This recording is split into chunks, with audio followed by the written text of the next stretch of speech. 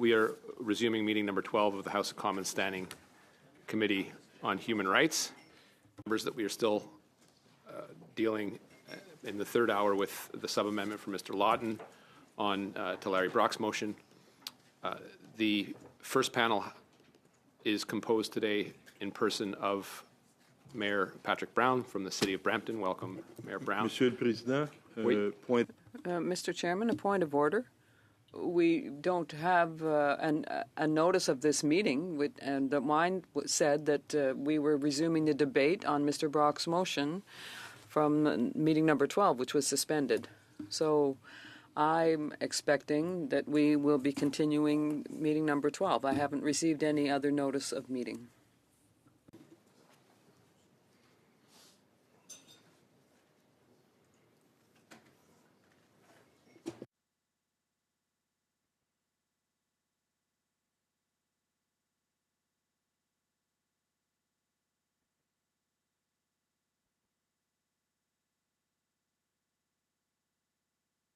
À nous proposer pour nous ramener. We wanted to come back to this format so that,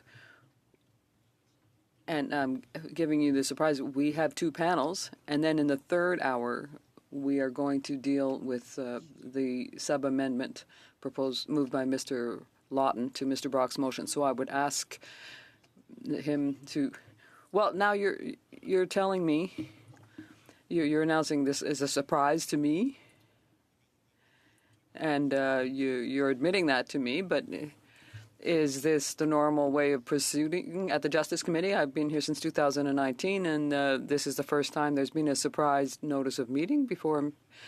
Normally, we are told in advance, we prepare the meeting. I'm not ready for what you're announcing right now, so I don't know what my colleague, Mr. Brock, wants to propose. It concerns him, but Mr. Brock and Ms. Latanzio perhaps discussed this, and we can filibuster. There's often this kind of war between the Liberals and the Conservatives, and I'm happy to know that's over, but I'm not happy to see that we're going to proceed with a surprise meeting. It seems to me that we could have been speaking, all three of us. I was on the phone for an hour on Friday with Ms. Latanzio. She sent me another email I responded to yesterday. And at that point in time, we were discussing Mr. Brock's motion. And in the meantime, I have a notice from the clerk telling me that we're going to continue with the 12th meeting that was suspended. So, and now all of a sudden you're telling me, Mr. Fortin, we've changed our minds. I don't think we can proceed in this way. Well, we can allow Mr. Brock to propose the motion. Normally, we would have had these witnesses here today. The members should all be ready, but I'll allow Mr. Brock. Mr. Chairman, I'm sorry, but you're telling me that I'm not ready when I should be.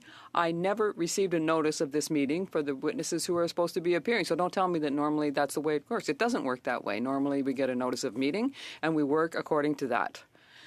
Today's witnesses, with all due respect for their credentials, they're not on the agenda. And more they're competent, more they're useful, the more I want to be prepared myself. So having this surprise, I don't find this fair, and I don't find it effective. This is not a serious way to proceed, Mr. Chairman.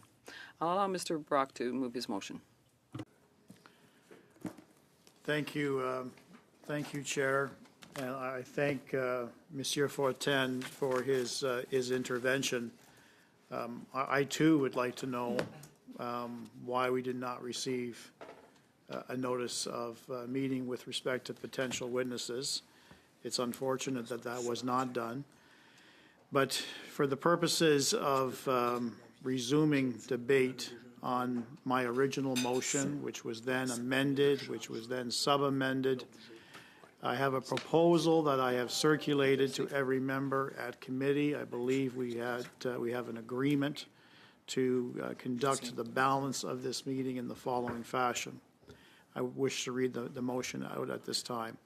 That for the purposes of today's meeting, the committee dedicate 2 hours to witness testimony on the study of bail and sentencing, and in the third hour conclude debate on the Conservative motion in relation to the Supreme Court ruling dealing with mandatory sentences for criminals convicted of possession of child sexual abuse and exploitation material.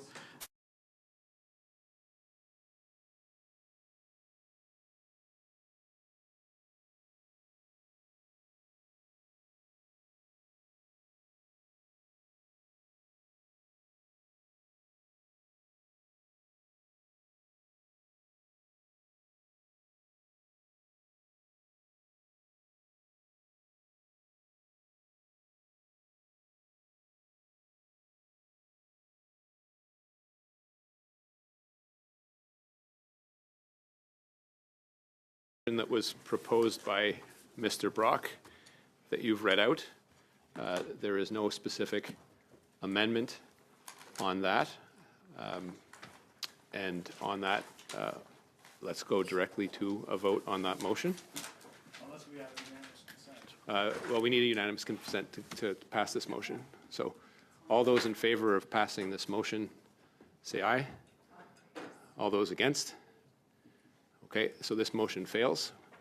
And unless someone proposes another motion, we will have to resume to the regular programming. Resume the programming debate.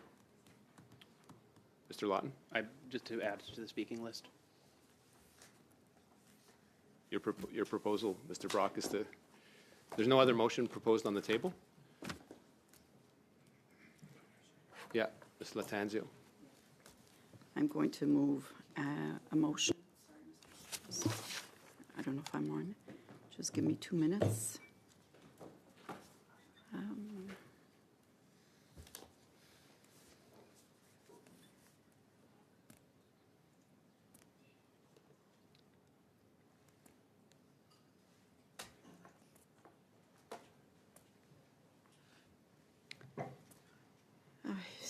Sorry about that. I know I can't read it.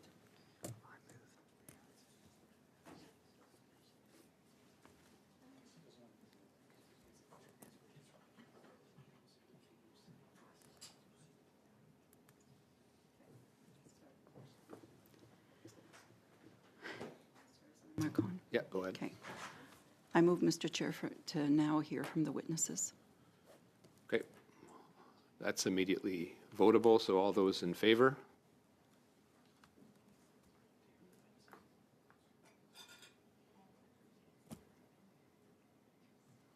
Okay, all those against? Okay, the motion is carried. We will now... Président, j'ai un point d'ordre là-dessus que j'ai... Point of order, Mr. Chairman. I said that we did not receive a notice of meeting, and with all due respect for these witnesses, which we have to work with seriously, they're here to do an important job, and I think that we have to be properly prepared. So you said to me earlier, and I thank you. It was a surprise to me. It's not my birthday, and I don't need surprises like that. And I don't agree that we continue without a notice of meeting. So I'm making this a point of order, Mr. Chairman. The committee cannot meet without a notice of meeting. I don't know if it's 24 or 48 hours. It can't be decided on the fly like that in the morning. Not the morning even, in the afternoon at 3:30 at the beginning of the meeting. Vous n'avez pas tort en partie. Well, you're partly right. The notice of meeting is a custom, but given that we've voted on the motion, we can pick up where we were supposed to be today, which is to say that the witnesses for this study. So having voted on the motion, Mr. Chairman, I have a notice of motion that says what we are doing today is that we are resuming meeting number 12, which was suspended.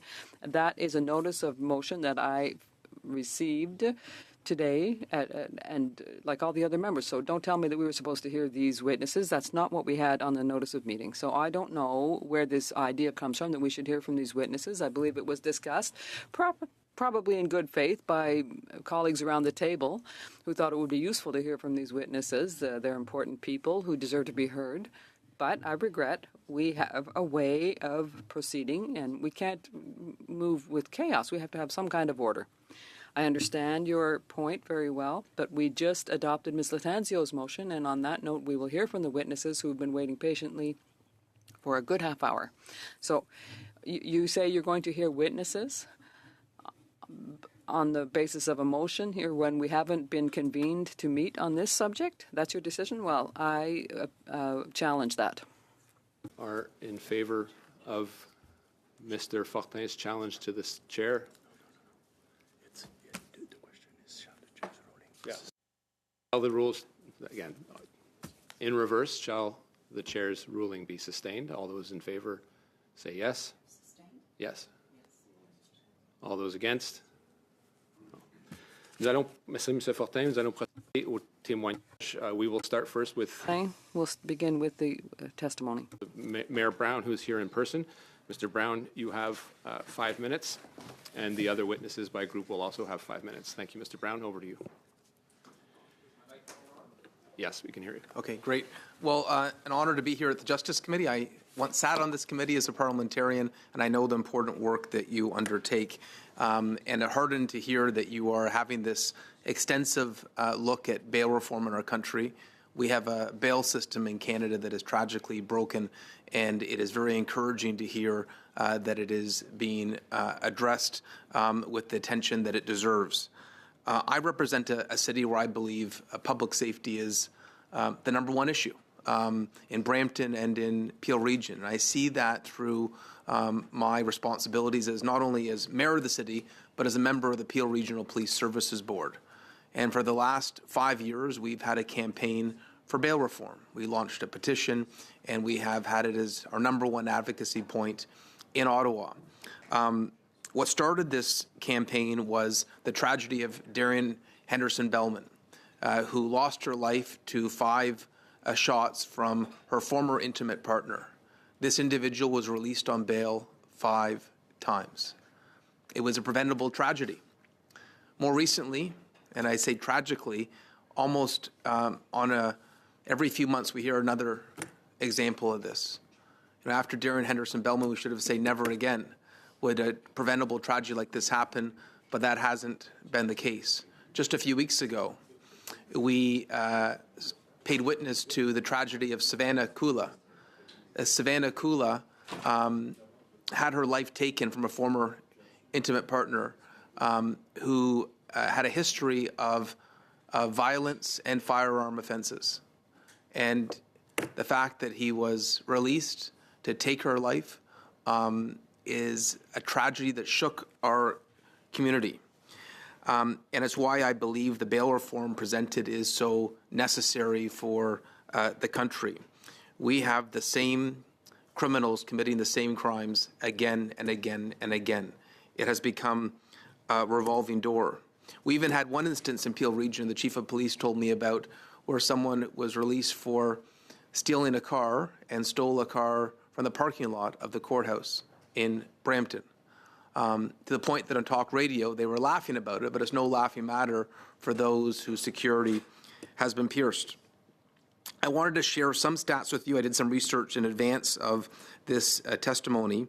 In Peel Region, 66% of those who have firearm offenses have been released on bail.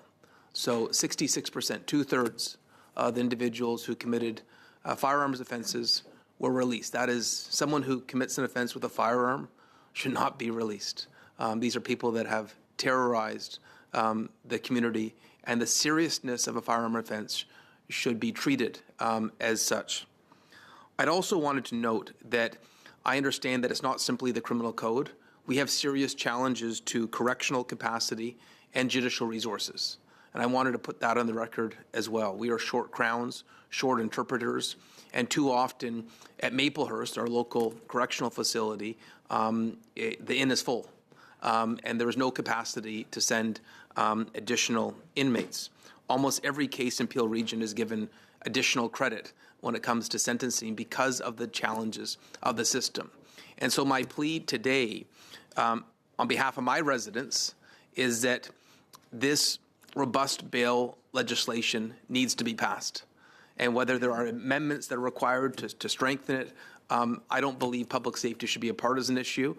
Let's make sure that this bill is as strong as possible, and we give people in Peel Region, residents in Peel Region, and frankly Canadians across the country the peace of mind that they deserve. You know, talking to frontline officers, you know how frustrating it is for them to have their hard work wasted when an individual they spent hundreds of hours on is released. I look at Project 24 Carat, where we had this massive expense for the Peel Police and the largest gold heist in Canadian history. Everyone who was charged in Canada was released. The individual charged in the U.S. is still in custody. And there are too many examples like that. I wish this legislation could be adopted immediately in the House of Commons so that that frustration, that anger that I hear from police who see their time wasted, that we don't see that anymore. And frankly, I hate getting the phone calls from parents who lose a loved one. Savannah Kula's father called me saying that he saw the Darian Henderson Bellman tragedy on the news and said, I hope this never happens to my family. Spoke to Darian Henderson Bellman's parents as well. They came and spoke at our Peel Regional Police Victim Symposium, which we hosted for the first time this year, to really amplify the need for bail reform. Talking to parents who have lost a loved one where that loss should never have happened is tough. And so I want to thank you for giving me the opportunity to say a few words, and thank you for paying attention to a topic that is so critical to Canadians. Thank you, Mayor Brown. We now have the Deputy Chief of Police of the Toronto Police Service, Robert Johnson. You have the floor for 5 minutes. Thank you, Chair. Members of the Standing Committee on Justice and Human Rights, thank you for the invitation today. The Toronto Police Service has long advocated for reforms that put public safety first, including bail reforms and reverse onus provisions that properly address serious violent offenses, repeat violent offenders, firearms offenses, organized crime, and intimate partner violence. We support the Canadian Association of Chiefs of Police submissions made to the committee on October 28, 2025. I'd like to offer some context on what we are currently facing here in Toronto.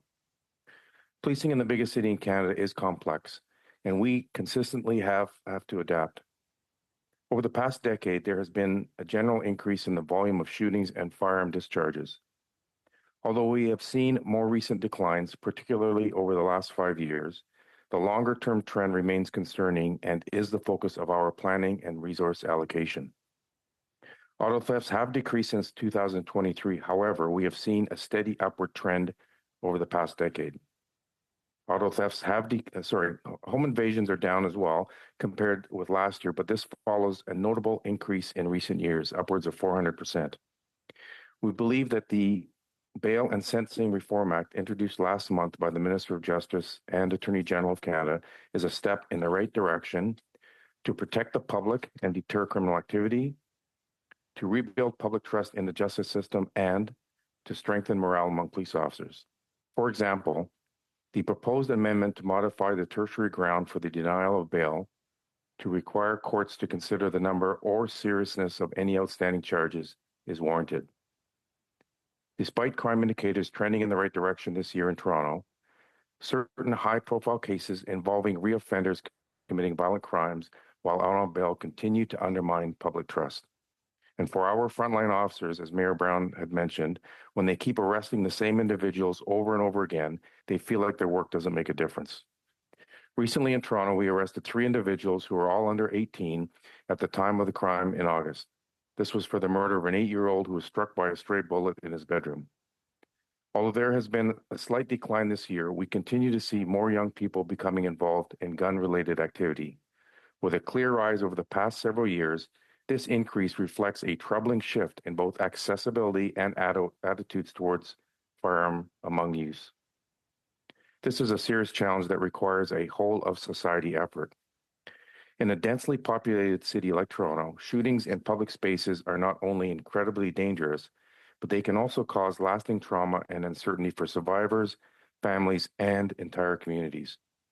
Therefore, we continue to argue that when someone is shot and killed in a congregate setting, such offenses should be classified as first-degree murder under Section 231 of the Criminal Code. This amendment would act as a strong deterrent to perpetrators and recognize society's condemnation of such that the overwhelmingly majority of crime guns seized and sourced by Toronto Police come from the United States, ranging from 73% to 89% in the past 5 years. Guns that can be traced, and in all likelihood, the total number of crime guns from the U.S. is probably a lot higher. This highlights the importance of strengthening collaboration with other law enforcement agencies and for enhanced financial support and resources for policing. This also highlights that meaningful and lasting progress requires a whole-of-system approach. For example, modernizing lawful access provisions and strengthening legislation to help prevent the movement of contraband, firearms, and dangerous drugs is also essential. The Toronto Police look forward to continuing our work with all levels of government to ensure that the justice system upholds accountability and protects our communities. Thank you for your time. Thank you, Chief. Colleagues, we have, unfortunately, because of the time constraints, we will have only a chance for one full round for this panel. I do hope it'll be a productive one, and then we'll go into the second round of witnesses. It'll start off with Mr. Baber, followed by, I don't have the Liberal, Ms. Latanzio, et ensuite Mr. Fortin pour 6 minutes chaque. Donc la parole est à vous. Then Mr. Fortin for 6 minutes each. Welcome, Deputy Chief Johnson. I want to begin by thanking the Toronto Police, the Chief, frontline officers. My constituents are protected by 31 Division and 32 Division in North York, and I thank you for your service. I first came to Canada 30 years ago directly to Shepherd and Bathurst, where I'm now pleased to be the sitting member of Parliament. Last Sunday, just like the Sunday before, a group of thugs went into a residential neighborhood and marched up Hove Street and then turned onto Codsall Street, scaring and intimidating local residents, primarily making up Toronto's Jewish community. Is that acceptable behavior in your view?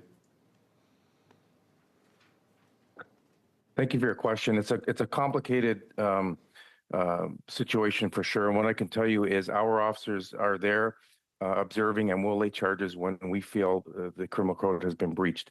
You know, it's upsetting for the neighborhood. We are aware of that. We're trying to do everything we can in partnership with, the municipal government bylaws that have been enacted in the area. I apologize. My time is very short. What do you think is the intent of this crowd when they walk up Hove Street into a residential neighborhood? Well, they're pushing the line for sure. They're trying to annoy residents. The issue that we have to deal with is this criminal activity. Well, I submit to you respectfully that their intent is to intimidate local residents, and they do so successfully. My constituents are frightened. They chant. They yell at neighbors. You would agree with me that local residents would rightfully be scared when they see that. Would you agree with that or not? 100%, but it does not reach the criminal threshold of harassment. But would you not agree with me that the intent of that crowd is to intimidate the residents that they're passing by? I would agree with you that it disturbs residents of the area 100%. The issue is we have to have evidence of a criminal offense before we can lay a charge of intimidation. And in our the advice that we've been given, our legal advice is that does not reach the threshold, the current activity that is occurring there. Officer, if you agree with me that the net result is intimidation, and I think you'd agree with me that the intent is intimidation, then that is no longer protected charter expression. I believe at the very least it is mischief. And I'm asking the Toronto Police to respect Toronto's residents and the residents of Bathurst Manor and protect them appropriately. We cannot have thugs walking through local neighborhoods terrorizing the neighbors. So the devil's in the details that you use. Again, I'll reiterate that our advice that this is not criminal intimidation. It is disturbing to the neighbors, the neighborhood for sure. We are there to make sure that public safety is upheld. And when we find evidence of a criminal offense, we lay charges. We have a track record of that. We have laid, I think, 768. We've attended almost. I'm sorry, Deputy Chief. I submit to you that it is a criminal offense, and I'm going to cede the rest of my time to the member for Brampton West. Thank you, Chair. Thank you.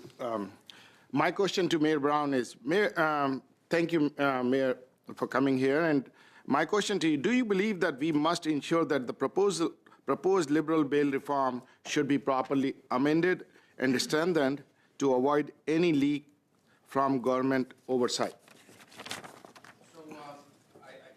Peel Regional Police, our Chief of Police and our Police Association have endorsed this legislation. If there are ways to strengthen it, then I would welcome that as well. We want to see bail legislation that has real teeth. And the fact that our Chief of Police and our Peel Police Association have expressed support, and I would, for that matter, note the Ontario Police Association as well, is encouraging. Okay. My another question, do you support our Jail Not Bail Act? I support bail reform, whether it's the bail reform put forward by the Conservatives or the current legislation. We need change. The current bail system in Canada is broken, and I am encouraged that we're seeing change coming. You and I have seen Brampton has one of the epicenters of violent crime linked to offenders repeatedly released on bail. Do you agree? Yes, we have had one case, the Peel Police told me, of someone who was arrested 51 times. Yeah. And I know you have said that we need to have the robust bill, and everyone who came here said it's a good start, but there are some gaps that need to be filled out. So do you agree that we still have to close those gaps to make it robust? If there are amendments that would be helpful, that the police believe would be beneficial, then I hope those amendments would be adopted. But I do hope this legislation can be passed as quickly as possible, whether it's amended. The status quo is broken. One more time I would ask, you must have seen Jail Not Bail Act, and do you see that is going to strengthen our bail reform laws? I think that was positive legislation that was proposed. I think what's come forward is positive legislation. I'm glad that we're finally at a point where this is being addressed. Like 20 seconds. No. Yes Okay. or no, quick. Okay, can you speak, well, I will ask another question. Can Brampton afford to wait for these gradual reforms, or must we act to reinforce it now? Yesterday. Here you go. Thank you. Ms. Latanzio for the same time. Thanks, 6 minutes. Thank you, Mr. Chair. Thank you, Deputy Chief Johnson and Mayor Brown, for being here today and contributing to this very important study.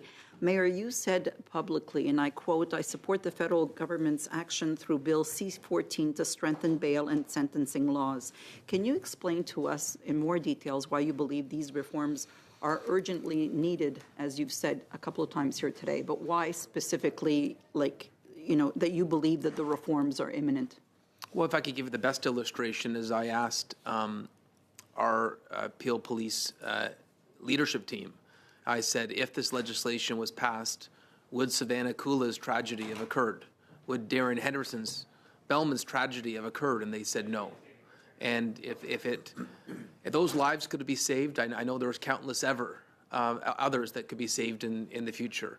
I think this will change the nature of the revolving door. I don't think the justice system is simplistic. There are other changes that are needed, but this will be very helpful. And you also have told Parliament, quote, you welcome the federal government's announcement on bail and sentencing reform, and that you hope the legislation is passed right away, as you've mentioned a couple of times here today. Why is the immediate passage so important from your perspective? My worry is that there are individuals being released on bail today that this legislation could catch. And I would note we're grateful that the Peel Police input was heard in this process. We were up in June meeting with the Minister of Justice, the Public Safety Minister, and the Combating Crime Minister to make our submissions on the legislation, and we're grateful that the government has listened to the input from the Peel Police. Okay. You've described our Bill C-14 as a very positive step in the right direction for public safety. Which elements of the bill do you believe and consider will make the biggest difference in protecting communities like Brampton? Well, I certainly think repeat offenders, the aspect that addresses individuals who are repeat in nature is going to be helpful. Obviously, the components around intimate partner violence and the use of firearms. We've declared a gender-based violence epidemic in Peel Region, and the fact that is going to be taken more seriously now is very positive. I know that's the way my residents feel. Okay. And do you believe C-14 reflects what municipal leaders like you have been calling for on stronger bail and sentencing measures? I think it is largely very positive. I trust the judgment of my Chief of Police, Nishan Dirapa, Adrian Woolley from our Police Association.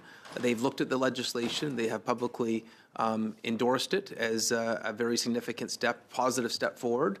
And they're the ones on the front lines. They're the ones that see the most heinous individuals commit crimes and break our trust. And when they say this is going to be helpful, it's why I'm supporting it. Okay. C-14 is currently being debated in the House as we speak. Would you advise the parliamentarians to move quickly, rapidly on this important piece of public safety legislation so that the committee can study it as soon as possible? Yeah, I hope there is no delay or dithering. I think lives are at stake in terms of having legislation that fixes the revolving door nature of our justice system. That's not to ignore the correctional capacity issues and the judicial resource shortages, but I believe this legislation will be very positive. If there are amendments that make it even stronger, I would welcome those, but I think this legislation is going to be significantly positive. We await for that legislation to come at this committee, and hopefully we'll be able to hear from you and maybe Deputy Chief Johnson once it makes its way here. But we take good note that you highly recommend the parliamentarians in the House send us this very important piece of legislation ASAP. Thank you for your time. Thank you. Thank you. Yeah. I can see the floor to, Thank you. Look, Mr. Gill hit the nail on the head, in my opinion. He said, can we afford to wait? Your answer was no. You started by saying this is a robust piece of legislation. Let's get it done. Every single witness who's come before this committee, Mayor Brown, has said virtually the same thing. However, and I'll only have 2 minutes, one of the biggest challenges we face in this entire discussion, the other thing you said is this is not a partisan issue. I couldn't agree with you more. It's been turned into a partisan issue. And it's so unfortunate, it's disgraceful. What advice would you give to people in the House of Commons to tone down the rhetoric? Because it creates, we have a justice system it's a strong system. It needs to be improved. We're taking our part to do it. But what advice would you give to those who insist on snipping, clipping, and posting on Facebook, for example, or using this negative rhetoric to criticize a bill which you and Deputy Chief Johnson and so many others are here urging us to pass? Well, I'll share the same advice I shared with the Minister of Justice in June when I was up here with Chief Dirapa. And I said, we all have to own our areas of responsibility. And it doesn't help, and we're all finger-pointing at each other, whether it's the municipal government or the provincial government or the federal government. Frankly, I think we look a little immature when we're in that finger-pointing stage. We just need to fix this. Residents don't care what level of government do it. They just want to see a system that they feel and they see is broken is addressed. And so I know that Ottawa, there's a partisan confrontational dynamic. That's our parliamentary system. But I believe this legislation, bail reform, was needed 10 years ago. The fact that it's happening now is good news. Thank you. Thank you, Mayor Brown. Monsieur Fortin, la parole est à vous. 6 minutes. Mr. Fortin, you have the floor for 6 minutes. Thank you, Mr. Chairman. Mr. Johnson, and first of all, thank you to both witnesses for being here today. You were watching the previous debate, and I can assure you that this procedural debate has nothing to do with the importance of your testimony, and I'm very pleased to be hearing you on this important issue. Mr. Johnson, I'd like to ask you, could you tell me if you have any statistics on the percentage of people in prison who are in remand versus those who've been sentenced to a term in prison? Unfortunately, I don't have those here. I can certainly get them. I want to make sure that the information is accurate. I don't have them with me today. Est-ce que vous savez si c'est disponible? Do you know if that information is available? Yes, it is. Pouvez-vous nous en envoyer une copie si vous... Could you send us a copy if you obtain that, please? Yes, I will do. Merci, Monsieur Johnson. J'aimerais également... Thank you, Mr. Johnson. I would also like to ask you, are you aware of the percentage of crimes that are committed by individuals who are out on bail? Yes, I think Mayor Brown quoted the figure of about 66%. I think in the city of Toronto, it is a little bit higher than that, upwards of about 70.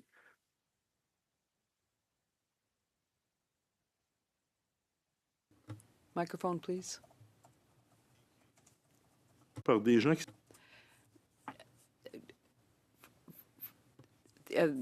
The interpreter regrets, but the first half of the question was not audible. The microphone was not on. Sorry, my answer or your question? je répète ma question. I'll repeat the question. Are you aware of the percentage?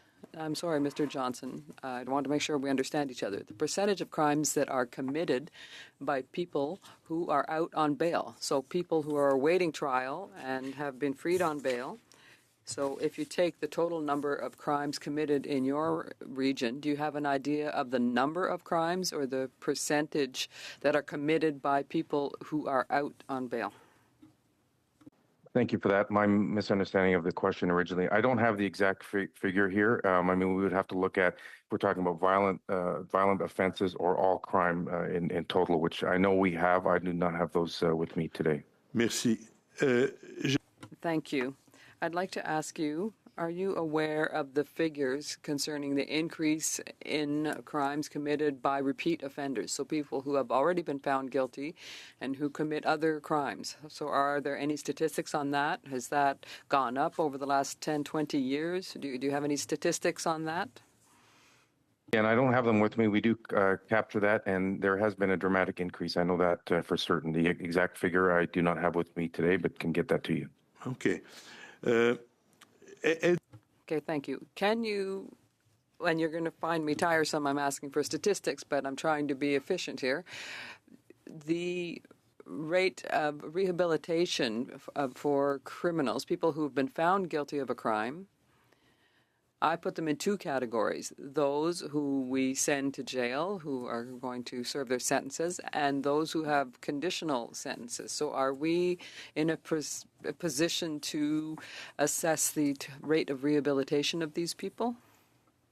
Well, I think we'd have to work with Corrections Canada on that, but certainly from a police perspective, offenders who reoffend, we do capture that. And again, if we're talking about what category of crime, all crime right across all indicators, or violent crime. So again, I apologize, I do not have those with me here today, but for what we capture, I can certainly provide that. Ben, je vous remercie, Monsieur Johnson. I thank you, Mr. Johnson. I would like to ask you, Mr. Brown, the same questions, but I imagine you don't have those statistics any more than Mr. Johnson. Regularly ask our Crown Attorney, provincial Crown Attorney, for updates on the numbers. The 66% figure I was referring to was for offences with a firearm. And so, unfortunately, the majority of offences, serious offences, are given a bail today. Okay. Et ce chiffre-là de 66. And this figure of 66%, you're saying that these are gun crimes. So 66% of what? Offences that involved the firearm last year in Peel Region. Okay, 66% des crimes qui ont été commis. So 66% of the crimes committed in Peel Region last year were committed with guns. Thank you, Mr. Brown. I thank you. There are witnesses who are telling us that the prisons are filled with 60 to 70% of people, with people who are awaiting trial. So are you in a position to confirm that, Deputy Chief Johnson? Sorry, your figure was what? Plusieurs témoins ont dit que. Several witnesses said that more than half of the people in prison, and I think it was 60 to 70%, who were people who were awaiting trial and not people who had been sentenced to prison. Are you in a position to confirm that figure? No. Et Monsieur Brown, j'imagine vous non plus, vous n'êtes pas au courant. And Mr. Brown, I imagine you're not either? Get this briefing that dead time is awarded on every case where an accused has spent time at Maplehurst, and that is due to lockdowns, triple bunking, and a lack of access to programs. So sometimes they'll get triple time. Oui. Monsieur Fortin, le temps est complet. Merci. Thank you to both witnesses, Chief Johnson, Mayor Brown. Thank you individually for your services, your service to Canada. We will suspend, colleagues, briefly to transition to the next hour. We have 4 witnesses that we have to get prepared and logged on, so we'll take a brief break and then resume in about 5 minutes max. Thanks. Thank you for being patient. We were just trying to get Ms. Wambach from the Canadian Crime Victim Foundation online. That has not been entirely successful, so we'll let the technicians work at it as we start this next round. Apologies and welcome to witnesses, and apologies for the delay today. We will try our best to get 2 rounds of questioning in from members, so I will not take up too much time in introduction. Just to present people here today, we have in person Jacqueline Basil-Cobb, Accounts Receivable Western Financial Group. Welcome. Kate Alexander, welcome to you as well, the founder of End Violence Everywhere. Then Brett Broadfoot by video conference. And if we are successful, Lausanne Wambach, the co-founder of the Canadian Crime Victim Foundation. Just again, brief reminder for our interpreters to not speak too loudly, keep a distance from the microphone, and avoid sharp banging around the microphones just for the sake of our interpreters. Sans plus tarder, je commencerai avec les... Without further ado, you'll have 5 minutes each for your presentations for each of the witnesses, and we'll start with Ms. Basil-Cobb. And successive 5 minutes for the rest of the witnesses. Welcome. Please go ahead. Thank you. Thank you, Mr. Speaker and members of the committee. My name is Jackie Cobb, and I'm here to speak on behalf of my 23-year-old daughter, Madison Cobb, whose life was brutally taken away from her by her ex-boyfriend on July 19, 2025, in a parkade in Calgary. Before Madison could get into her car to come home to her family, she was gunned down by her ex-boyfriend, leaving her dead at the scene. I'm thinking of my Maddie. Think of your own daughter, or sister or niece. Now picture them left to bleed to death with no one there to help them. Imagine their fear. My Maddie was a bright, passionate, respectful, cheery, and accomplished young lady. She excelled academically, was a competitive swimmer, and had just begun a promising career as a surgical eye assistant at LASIK MD. Her life was full of potential. Madison deeply impacted and connected with people. She was on a mission to save individuals who needed saving, even if it was just helping, guiding, or just being a friend for those who didn't have one. She was always there when called upon, always lending a hand, and never complaining to help others. She was a girl with strong family values, was a best friend, and always saw the bigger picture in life. She was an old soul, acting beyond her years. She cared about people, something most of us have lost throughout the years. Although she is no longer with us, today Madison continues to try to help others. By my appearing before you, I represent her desire to find justice in a system that failed her when she needed it the most. My Maddie followed every legal avenue to ensure her safety. A restraining order was granted on June 10, 2025, against her offender, who also had 2 criminal harassment charges against him for stalking her, and was released on bail on June 10th and June 17th. He was known to have a firearm in his possession as well. The restraining order did not do its job. It was a piece of paper with meaningless words. The judge knew about the criminal harassment charges and the known firearm when Madison was finally granted the restraining order, yet nothing stopped him from walking out the court, free to plan and carry out this horrific act. Madison deserved to live without fear. She was not protected by the system. Madison became a victim of a violent crime and paid the ultimate price. This was not a moment of anger. Every action was calculated. He stalked her, he waited for her, and he executed his plan.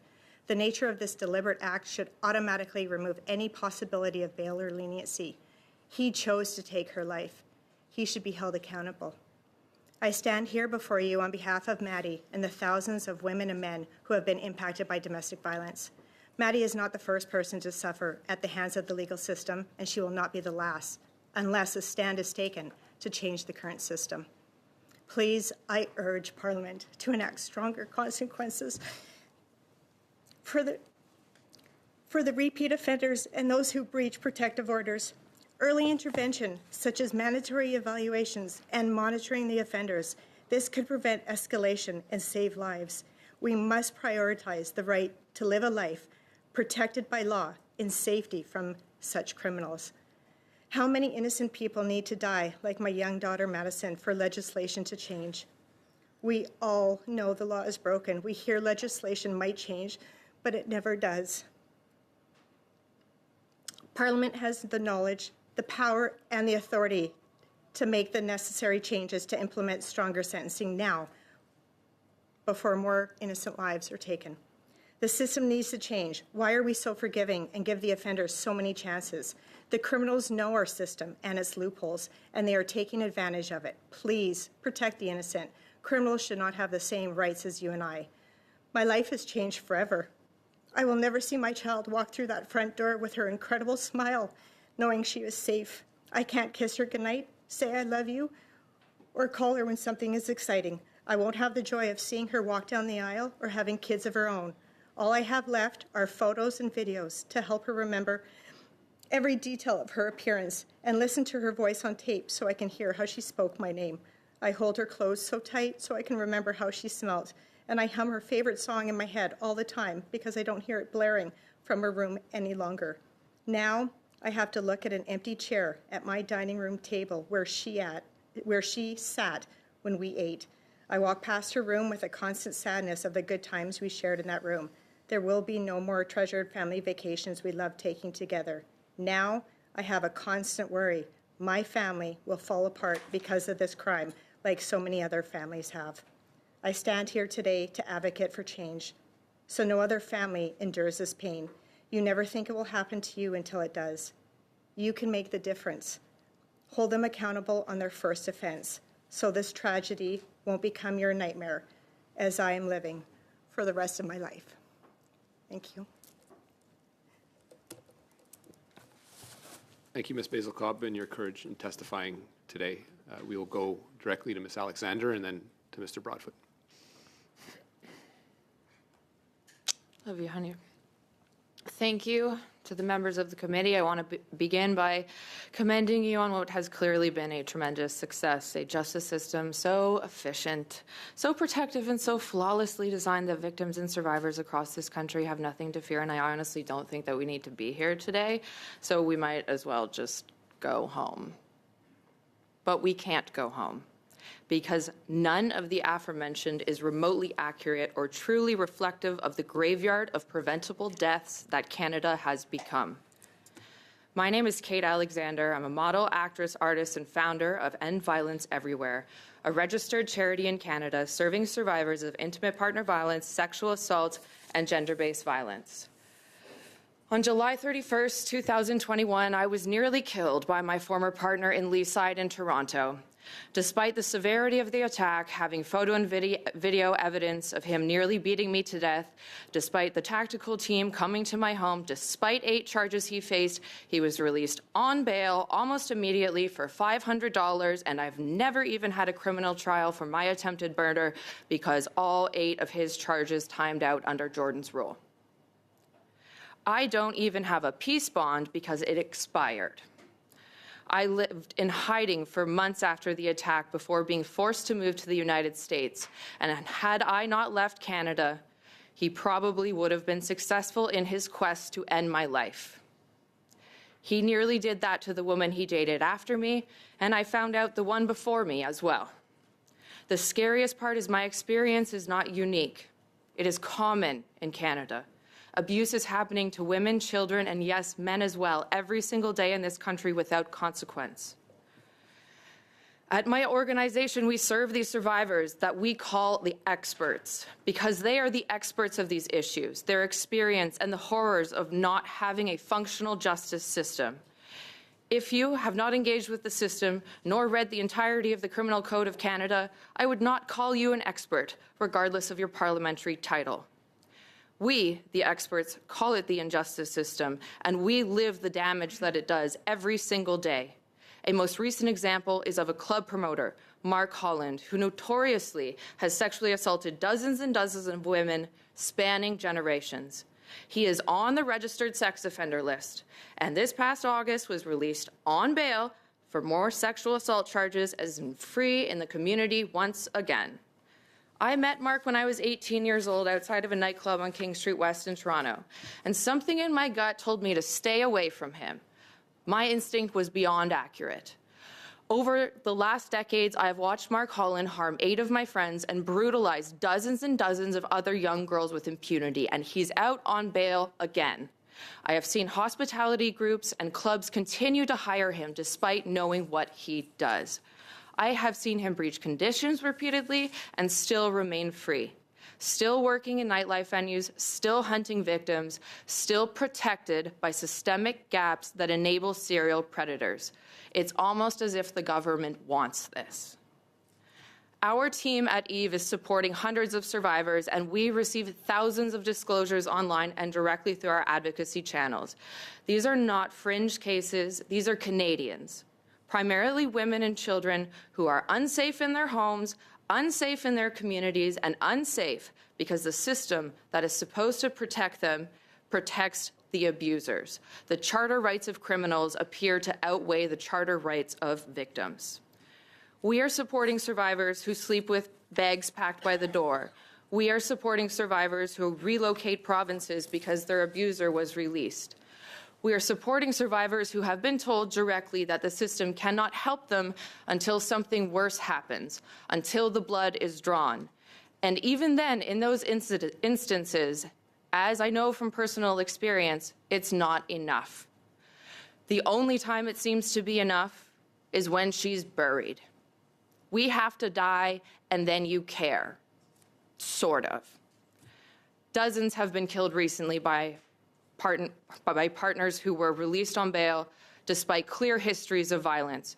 2 of the parents of these women are testifying today, my friend, Jackie Cobbs, and Brett Broadfoot, and it is my honor to call them my friends, but I wish I didn't have to meet them because their daughters were murdered in preventable death simply because the government doesn't have good policy and doesn't care. Don't tell me that you do care like you did, James Maloney, on October 28, 2024, when we met under former Minister of Justice Arif's reign.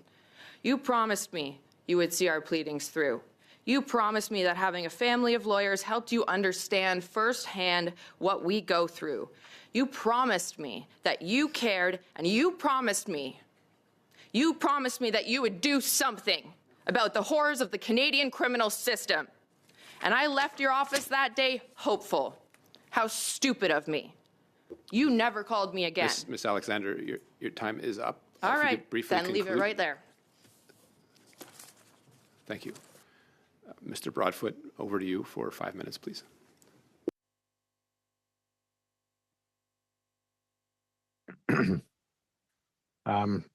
Good evening, committee. Thank you for having me here this evening.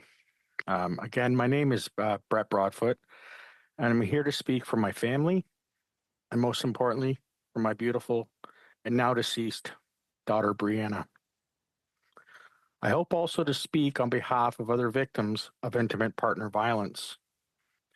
For all the women who continue to live in fear of their abusers because they are still out on the streets after being charged, with no accountability for their violent acts they have committed.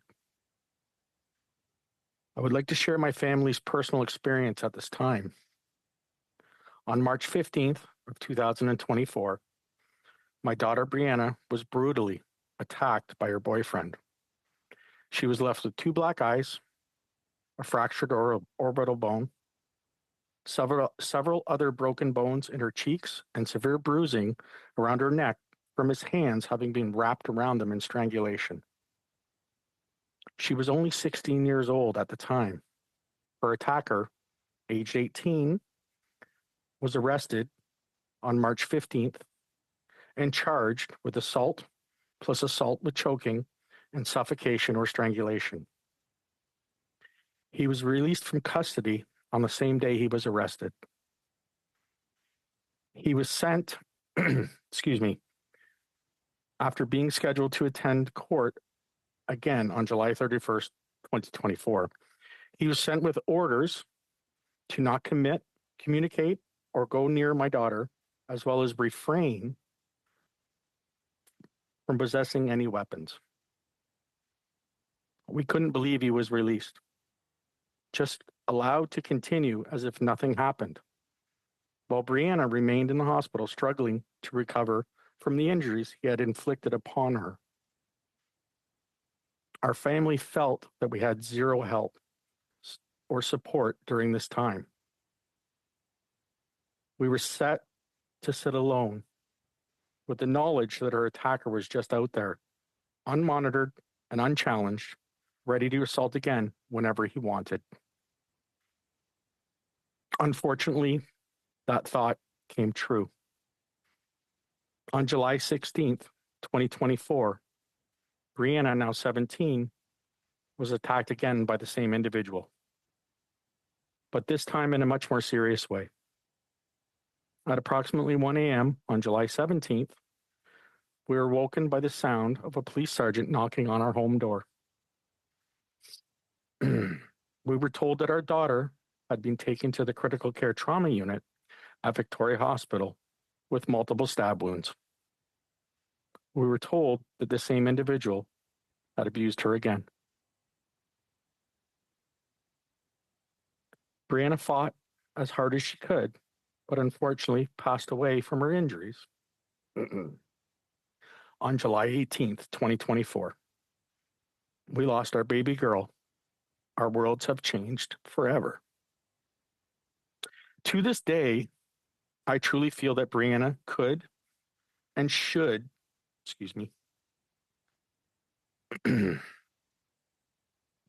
could and should still be with us if her abuser had not been released after the original attack,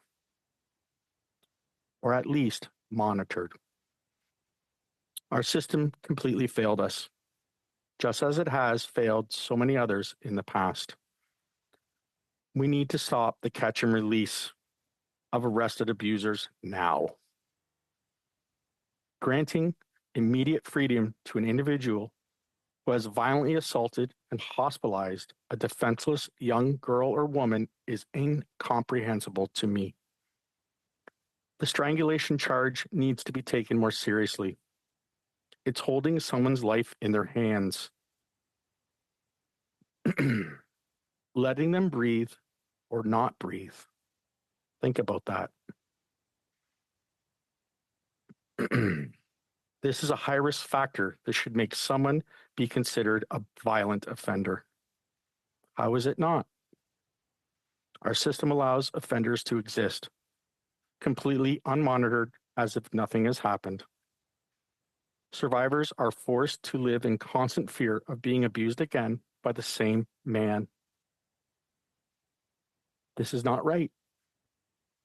I know we can do better. Let's work together to be part of the solution that stops this violence. Please take our heads out of the sand and make change now. Thank you for your time. Thank you, Mr. Broadfoot. We will now turn to Ms.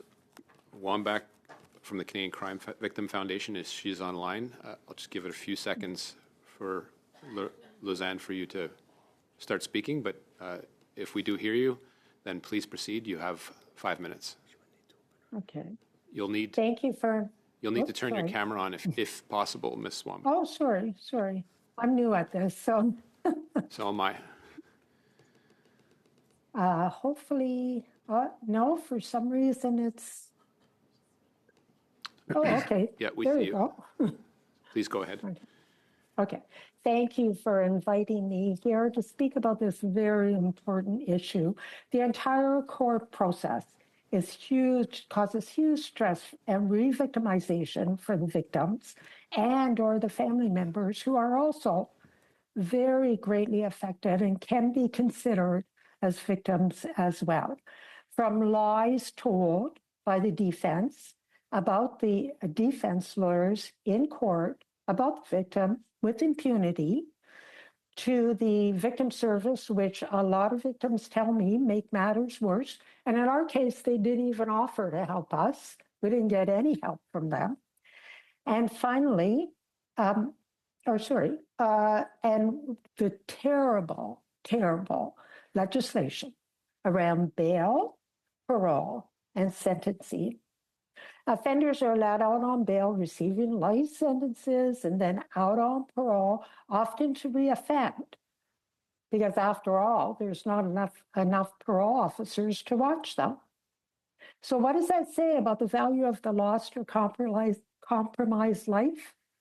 Well, the victim has no importance, no value, is disregarded, and is lost and alone. In our case, the 3 offenders were out on bail for 4 years before they were in court. The one who kicked my beautiful blue-eyed boy's head like a football into brain damage was out in the community wandering around free while we were imprisoned in the hospital, reoffending with impunity, as we found out by reliable word of mouth. After the release from the hospital, I was in constant fear that he would find my son at his new school, which wouldn't have been very difficult, and push him down the stairs or hit him in the head again, at which point he would surely die. I fell into desperate depression and panic attacks, feeling I could not keep Jonathan safe. And I couldn't. I had no control. But much, much worse than that, Jonathan was constantly terrified, having nightmares, night terrors, depression, often yelling that he wished he was dead, frequently suffering from brain injury rages, trying to hit his head against the cement floor in our basement, while Joel, my husband, and myself, we tried to restrain him, holding his head. And then afterwards, my husband slumped into the couch, clutching his chest. And soon after, he developed heart disease, which he suffers from terribly even now. After their short sentence was served, this was all repeated again. Jonathan suffered great emotional stress and saw an irresponsible social worker who used inappropriate therapy, contraindicated for any frontal lobe brain damage, resulting in false memory syndrome, concerning his childhood, causing him to become estranged from us for 11 years now. We are in absolute despair, and none of this would have happened if he wasn't kicked into brain damage. It was because of this crime, because of the attack. Olga Baranovsky, the mother of homicide victim Maddie Baranovsky, told me she was dead inside after the murder of her son, and in fact was found dead in her apartment all alone. Her life was over because of this crime. The victims are the true recipients of the life sentence, not the offenders. They go on with their lives. We don't. We suffer.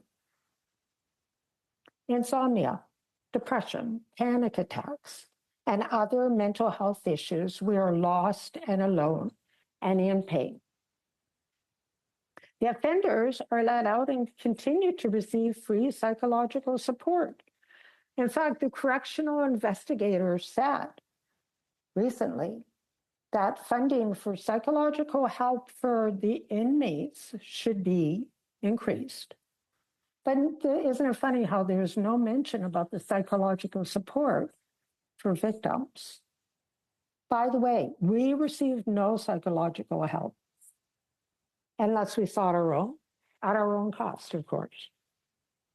With this legislation, there will be more victims, more families will suffer, and there will be more re-victimization, and it will go on and on and on, affecting more and more people. And in closing, I just want to ask, there's a victims ombudsman in Ottawa. What are they doing? I haven't heard anything.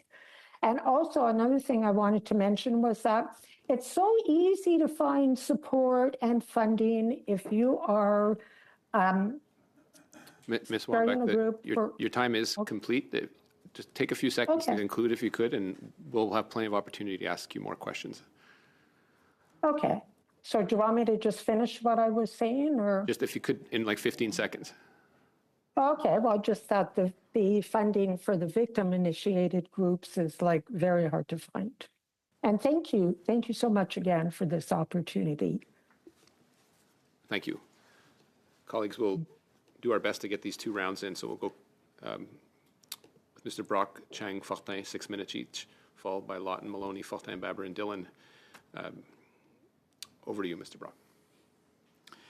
Thank you, Chair, and thank you to all the witnesses for your attendance, particularly the witnesses who are here advocating on behalf of family members and personal experiences. My heart goes out to each and every one of you. In fact, my entire Conservative team will always stand in solidarity over victims, over accused, always. And one thing I want to highlight, and I feel like a broken record when I say this, the number one responsibility for a federal government is to keep us safe. This federal government, under the so-called leadership of Justin Trudeau and now Mark Carney, to you, Ms. Basil Cobb, has failed your daughter, has failed to implement the necessary changes to keep her safe, has failed to bring in mandatory detention in high-risk IPV cases, has failed you in terms of strict enforcement of no-contact orders, has failed you in terms of increasing sentences for violent repeat offenders. For the last 10 years, all that we have heard is promise after promise after promise and no deliverables. It started with C-75 when they made it easier for repeat violent offenders to be recycled through the justice system, catch and release. They followed up with C-5, eliminated mandatory minimum penalties for serious drug offenses, all drug offenses and serious gun offenses. They made it easier for sick mass murderers like Paul Bernardo to be transferred from maximum security to medium security to enjoy the comforts. Because why not? Liberals have always favored the accused. Yeah. And to you, Ms. Wambach, your considerations and concerns, what about that victim ombudsperson? Yeah. For almost a year and a half, this failure of a Liberal government did not appoint that person. And that person right now does not have the necessary tools to keep victims safe. Yeah. So I apologize to you that your government has failed you so miserably. To you, Ms. Alexander, one thing that struck out to me as very important, your phrase, almost as if the government wants this. Can you elaborate on that? I think it's pretty obvious that we have a problem here, and having, with a lot of my friends here, the social outreach of millions and millions of people saying, what is this government doing? Why are they favoring the criminals? Why are they not holding obviously dangerous people accountable? And I feel like a broken record. I feel like I'm banging my head against the same walls the way that my ex did to me. This government has been an extension of the abuse that my ex committed against me. And I don't understand what color of red they need the blood to be. How many of us have to die? How many times do we have to say, repeat, suffer before we get both sides of the government? This is a nonpartisan issue on the same team so that we put criminals away and protect the public. Right. Yeah. And you specifically pointed out Mr. Maloney for making promises to you a couple of years ago. Have other members of the Liberal government made similar promises that were simply not kept? I tend to use this experience. In April 2024, I sent a letter about my experience in the injustice system to Pierre, to Jagmeet, and to Justin. Pierre responded in 48 hours, Justin responded in 7 months, and Jagmeet never did. And then the committee meeting July 31st, 2024, where the Liberals and the NDP put a motion in about abortion, and I was forced to walk out of a committee meeting just like this, because clearly you have to know at this point that this is wrong and that something needs to be done and that this leniency to criminals is just going to end up killing more people. Clearly you know that now. We are screaming it up the rooftops. It's in every single newspaper, every single headline. The media is frustrated with it. Why aren't you doing something about it? Seriously, something serious about it. Ms. Alexander, and you're absolutely correct. For years we've heard, you know, it's all in the imagination of the minds of Canadians. It's not our problem, it's the provinces, it's provincial judges, it's lack of space, never accepting responsibility for their own abject failure. Now they brought forth Bill C-14 called the Bail and Sentencing Reform Act. There is one provision that increases sentencing. And you would think, given the myriad of serious violent offenses we have in this country, including IPV, you think they would address it? No. Their focus is on contempt of court.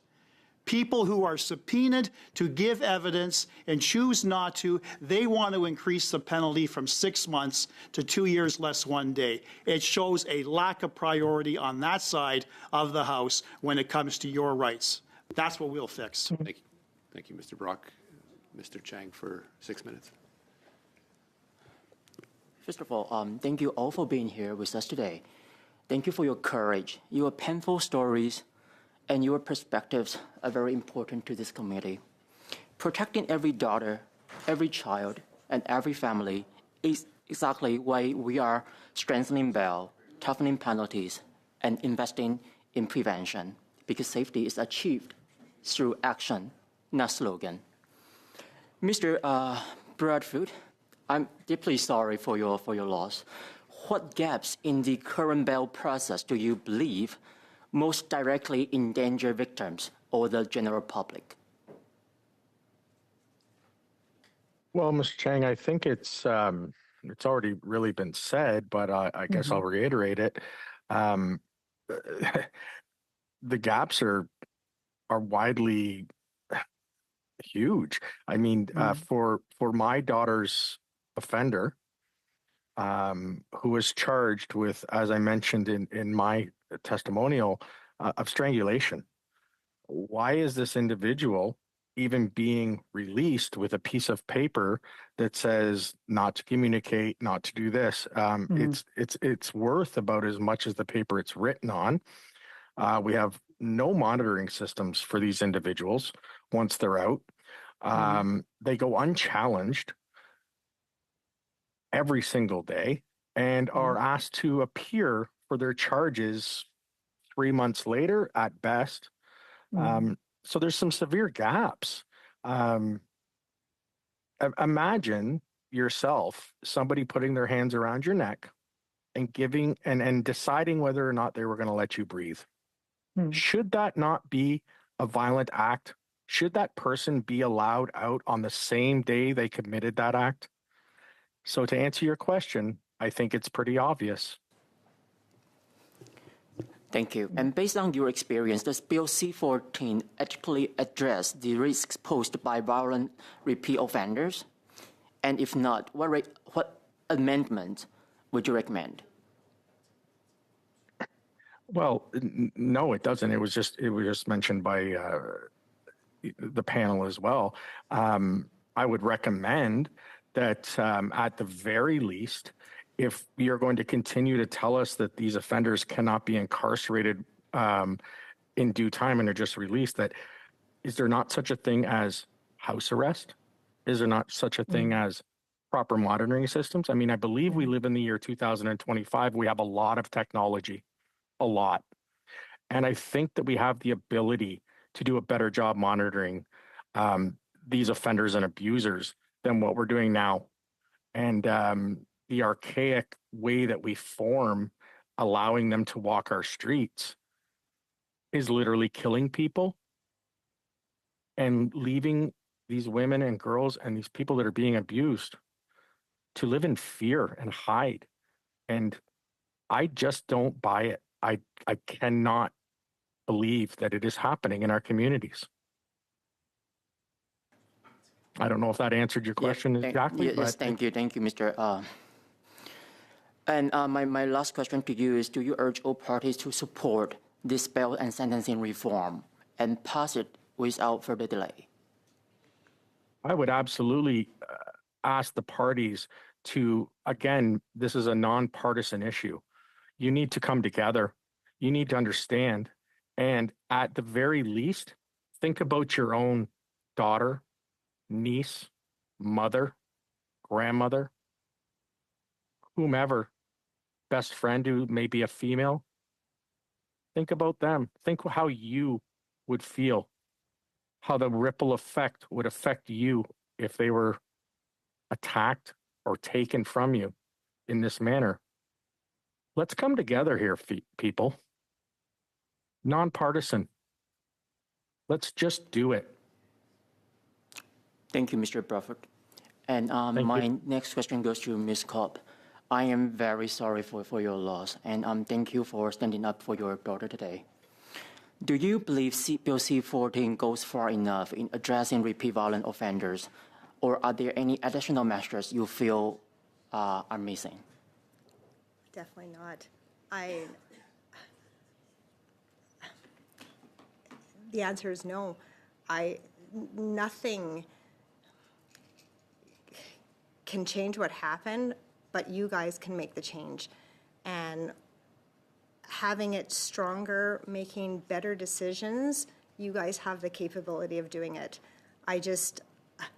All I can say is we talk about those changes for years, and I don't understand why we're so fearful. But I guarantee that if it was your daughter or sister, you wouldn't be as fearful and you'd make that change quicker. And what messages would you like parliamentarians to hear from victims and families impacted by repeat violent offenders navigating the current justice system? Actually, I'd say to the victims and their families, the system's busy. Judges are overworked. I'd say to the criminals, you know what, there's a lot of loopholes in our system. There's no consequence. You'll get a slap on your wrist, so have at her, because there's no justice. Thank you, Mr. Chang. Thank you. Monsieur Fortin, à vous pour 6. Mr. Fortin for 6 minutes. Thank you, Mr. Chairman. Thank you to all of the witnesses who are here with us this afternoon. I can barely imagine the suffering and despair that these losses could cause for you, and the circumstances particularly in which these things have happened. To lose a child, and then to lose them in the circumstances that you're testifying about this afternoon, I just wonder if anything could be worse than that. It's awful. I don't know what to say to you, except that I have tremendous sympathy for you. Ms. Cobb and Ms. Alexander, you were talking about the delay that's necessary to hear back from parliamentarians. I agree with you. People should be answered more quickly, especially under such circumstances. But above all, in cases such as these, I'm not a member of the government. I'm a member of the Bloc Québécois. We're an opposition party. And I daily criticize the actions of the government. I'm not always in disagreement, but I don't agree with them always any more than I agree or disagree with the Conservative Party and what they says or does, rather. And I agree with all of you to say that the issue before us today is one that is nonpartisan. But when we talk about children who are murdered, I don't see how we can use situations like that to make political arguments, and I will not make any. I don't have any difficult questions to ask of you, and I unfortunately have no solutions. I can't say today that I would do something to solve your problems, and I don't think you'd believe me if I said so. But I can tell you that you are being heard and that your testimony will be taken into consideration in our debates. How all of this will end, I don't know. There are several factors to consider. Obviously, protecting victims is our concern. And I should actually say we should avoid that there be any victims. That should be the main concern. But we have to take into account all of the issues. We have to take into account the society in which we live and the rules that we have given ourselves, individual freedoms, the right to freedom, and the right to not be put in prison without significant justifications. So all of those issues must be taken into consideration. And I won't surprise you by saying that we can't put everyone in prison. Just to be sure that there will be no more crimes, we'll be in jail ourselves. But we have to be diligent. And the delays that are currently in place are not always applied as they should be. And it results in more than troubling situations such as yours. I don't have questions for you. I said it at the outset, but I might stop myself here and say that if any one of you wants to take the floor and speak a bit more, I invite you to. So, Ms. Cobb, I'll invite you first if you have anything you'd like to add to your testimony. Wish that we could have the ankle monitors for anyone that breaches our laws, domestic violence, if you've been charged with a criminal offense, something other than just a piece of paper, a restraining order, it's not doing anything. It's not doing anything. And I would love for them to be monitored. That's all I ask for. Thank you. Merci, Madame Cobb. Thank you, Ms. Cobb. Ms. Alexander, you were interrupted earlier. Would you like to add something to your testimony?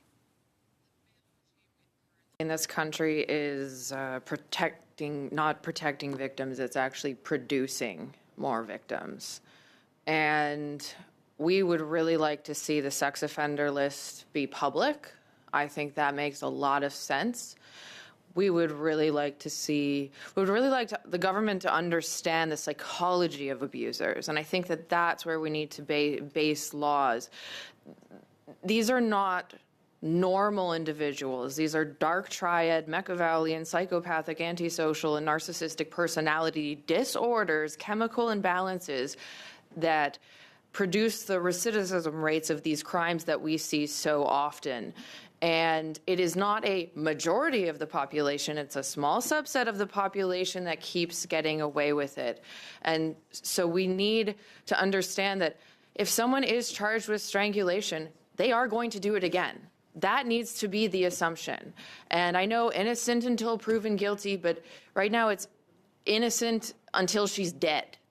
And so we really need to understand that particularly around sexual assault and intimate partner violence, the recidivism rate is so high that one charge should be in bail, that's it. And we need jails to be better. We need people to get better in jail because when they get out, after being in jail, they generally are worse. So we've asked at my organization with the province, and we've been working very closely with the Ford government and have made an ally there about dealing with these issues and how we can train the judges better, how we can train and provide the tools within the jail so that we can rehabilitate some people. But I'll be honest with you, there are some criminals that cannot be rehabilitated, and we just have to deal with that and throw away the key. Thank you, Ms. Alexander. We're moving to the second round. We'll start off with Mr. Lawton for 5 minutes, Ms. Dillon for 5 minutes, Mr. Fortin 2 minutes et demie, Mr. Baber 5 minutes, Ms. Latanzio 5 minutes. Go ahead. Thank you to all the witnesses, not just for your time here, but for the pieces of your soul you had to put on full display here. I think, certainly I speak for my colleagues, we all felt it. We didn't just hear it, we felt it. And, you know, I'm new to this chamber. I make no comment as to what's happened in previous parliaments, but I certainly came here largely to deal with some of these issues head on. So I thank you very much for helping us do this. Mr. Broadfoot, I met you this summer at one of the vigils for your daughter, and I saw how the community in London had rallied around her and celebrated her life and all that she did in her 17 years. And sadly, we had to acknowledge all that won't be in the decades that should have come of her life. And I know that you never wanted to have to be the advocate you are, but you have, and we are better off for it, and I'm grateful to that. And you made a comment which is so painfully obvious, but I think it bears repeating here, that if your daughter's abuser had been behind bars, your daughter would still be alive. Now, we have heard testimony from some of the academic set, some of the witnesses that our Liberal colleagues have called, who like to put an emphasis on the rights of the accused. But there is only one life. There's only one shot that we have when intimate partner violence is at issue here. So explain your message, if you could, Mr. Broadfoot, to those who believe that this is an abstract discussion about rights and not a life or death issue for women and girls. Thank you, Mr. Lawton. And again, thank you for being at the vigil this summer. It was greatly appreciated. How do I answer this? I mean, again, it's if you're a defenseless woman or girl, and you're being attacked by your male partner, which is, you know, the statistics show that this is what, it's a high statistical matter when it comes to the males abusing women. How is this individual supposed to try to protect themselves? We look around, even this room, this committee, and we are bigger than the average woman that is here. And how do they do that? How, again, and putting your hands around somebody's neck, again, I'll repeat it, literally saying, I am going to decide whether I'm going to let you continue to breathe. How is that strangulation in itself, if you are charged with it, as my daughter's abuser was on the first offense? How is that individual allowed to walk out of that police station on that same very day? And as Jacqueline mentioned, I have not met her personally, but we are unfortunately family. How are we not monitoring these people? And I use that word very loosely. I prefer the word monsters. Yeah, I agree. I thank you for that. I'll ask you, Ms. Alexander, I know you've seen at least some of the testimony we've heard to date on the committee, and when you hear people talk in the abstract about the rights of accusers, what does that mean to you? I wish you could be inside my head right now and know what it feels like to have a 6'3", 225-pound male beating your skull into the floor. I wish you could see the blood that I tried to wash out of my hair in the shower. I wish you could understand the fear of being confined to a space by someone who is double your size. Why in wrestling do we put people in weight classes? Women can't fight this. I asked my stunt double, I said, you're a black belt in all the millions of things. Would you have been able to take him on? She's like, not a chance, Kate. If he, an abuser in that mindset with the adrenaline and the testosterone running through them, if they want to kill you, they will. And I'm alive for the grace of God, of my friends who got a 2-word WhatsApp message. I'm alive because I let him beat me. I had to just let him, because if I fought him back, it got worse. So I just took it and somehow survived. I wish you could understand that, and I'm not allowed to bring props. I got in trouble for that last year. But I can show you the videos and photos of him doing this and the blood splattering. I can show you my black and blue body. I need you to understand that when you're making policy choices. This is not a joke. It's real and it affects your system for life. And it rips families apart. And it's actually more expensive to do what we're doing right now from a financial level because there's so many financial consequences for abuse. You can't work, you can't function properly, and it costs billions of dollars to not deal with these individuals properly. Billions of dollars. We need to do better because this is real. And I'm alive by the grace of God. Unfortunately, Brianna, unfortunately, Madison is not. But I know what their daughters went through. I just live to tell the tale. So I want you to understand, everyone in this room to understand that and take that and get over your partisan bullshit. Get over it. Thank you. Thank you. Mr. Chair, if I may, can we request that Ms. Alexander provides any visual or written materials that she is comfortable with to the committee? You want me to show it on my phone right now? No, I've got it. We can play it. it wouldn't be understanding what you're suggesting, Ms. Alexander. I don't think it would be appropriate at this moment, but certainly you could submit it to the chair and to the. I was screaming to the for my committee. life for Michael to stop. We can play the video if you want. Put it on the big screen. Thank you. Ms. Dillon for 6 minutes. Thank you, Mr. Chair, and I'd like to thank all the witnesses for being here today and sharing the tragedies you've gone through and the loss of your children. It's something that needed to be heard, and thank you for your courage. And it means a lot, I think, to all committee members across all parties. And you are all right that it should not be partisan. None of this should be partisan.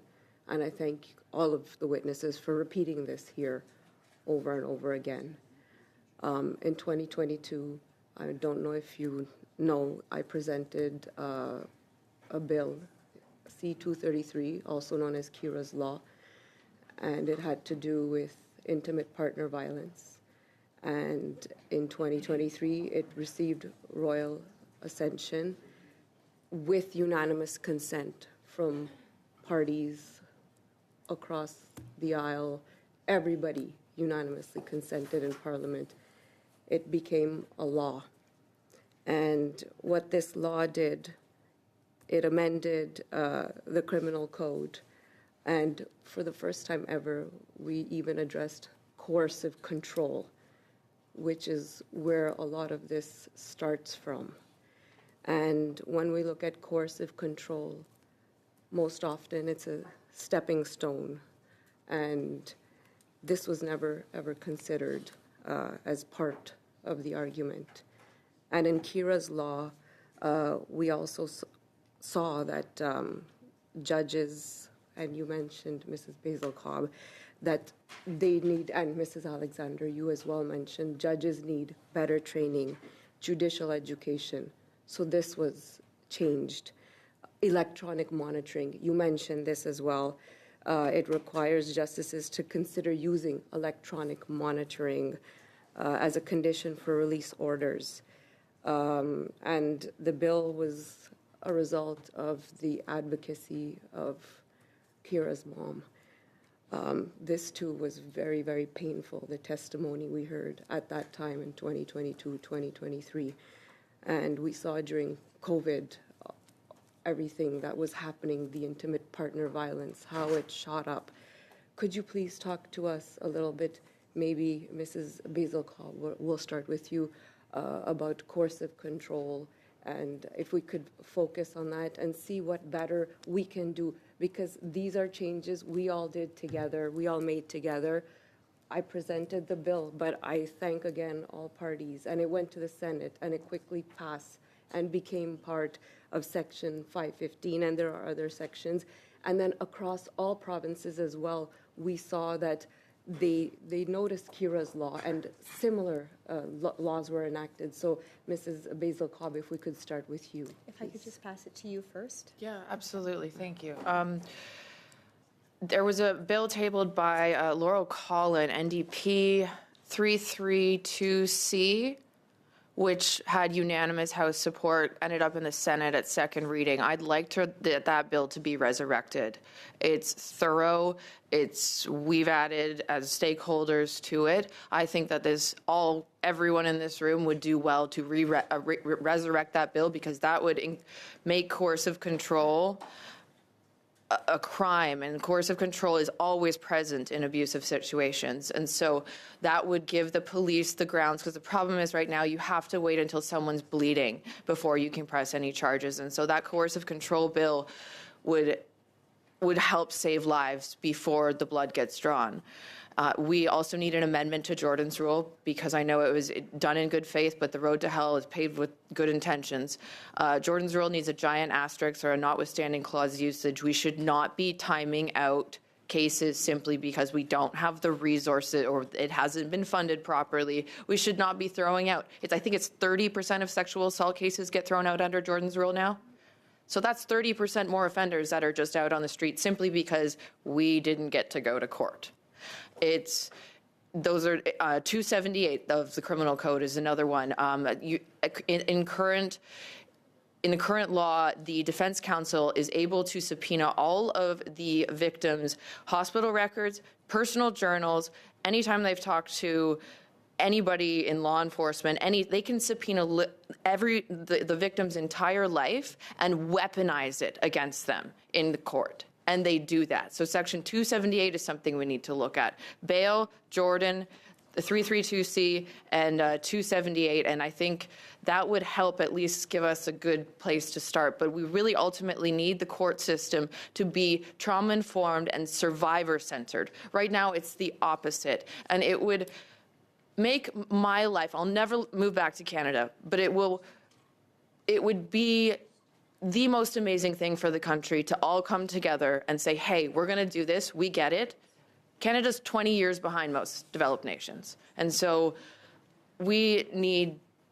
I'd love it if you guys could just do it. Like, really, I think if we could all just get along and get this done and have a justice system that works so that we can have a safe country and have, functioning citizens that contribute to the economy and have good lives. Thank you so much. And Mrs. Basil Cobb, would you like to add to that? I was just going to say Bill C-332, or 332, definitely needs to be tabled again, brought back and passed. There's no ifs, ands, or buts about it. It needs to be passed. If I could just ask for anything, especially that bill and all the other ones, Kate, as you've mentioned, but Bill C-332 would allow police officers and everyone to do their jobs easier, more effectively, and keep people safer. Thank you. Thank you, Ms. Basil Cobb. Monsieur Fortin pour 2 minutes et demie. Mr. Fortin for 2.5 minutes. After it will be Mr. Gill. 2.5 minutes. Look, I spoke earlier, and I don't intend to add to that, but I thank the 4 of you for being here with us today, and I reiterate that your testimony will be taken into consideration, and I offer you my most sincere condolences and my sympathies. For 5 minutes. Thank you, Chair. Je pensais que vous étiez. You're all right? Thank you, Chair. I would like to thank each and every one of you coming here for witnessing. I know, as Mr. Fortin said, he don't have questions for you, and we are speechless.